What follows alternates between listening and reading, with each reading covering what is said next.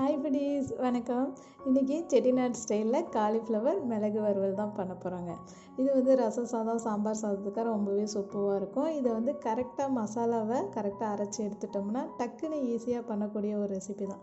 இப்போ நம்ம பண்ணுறதுக்கு ஒரு மீடியம் சைஸ் காலிஃப்ளவர் எடுத்திருந்தேன். அது கிட்டத்தட்ட ஒரு 300 கிராம் அளவுக்கு இருக்கும்.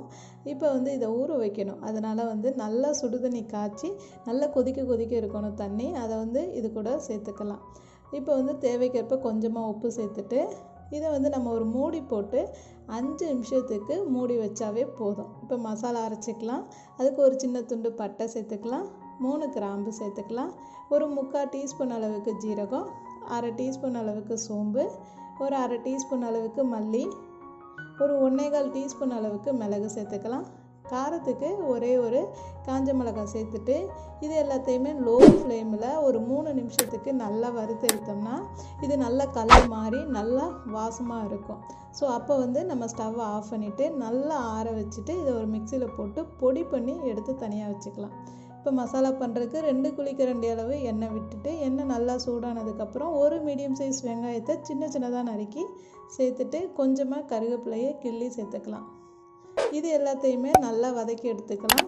அதாவது வெங்காயம் ஓரளவுக்கு கலர் மாறுற அளவுக்கு வதக்கி எடுத்துக்கலாம். இப்போ ஊற வச்சிருந்த காலிஃப்ளவரை தண்ணியெல்லாம் வடிகட்டிட்டு சேர்த்துக்கலாம். ஒரு 1/4 டீஸ்பூன் அளவுக்கு மஞ்சள்தூள் சேர்த்துக்கலாம். தேவைக்கேற்ப கொஞ்சமாக உப்பு சேர்த்துக்கலாம். இப்போ இது எல்லாத்தையும் ஒரு தடவை சேர்த்து நல்லா கலந்து எடுத்துக்கலாம். இப்போ வந்து காலிஃப்ளவர் வந்து நல்லா வேகணும் திரும்பவும். அதனால் ஒரு மூடி போட்டு 5 நிமிஷத்துக்கு மிதமான தீயில வேக வச்சுக்கலாம்.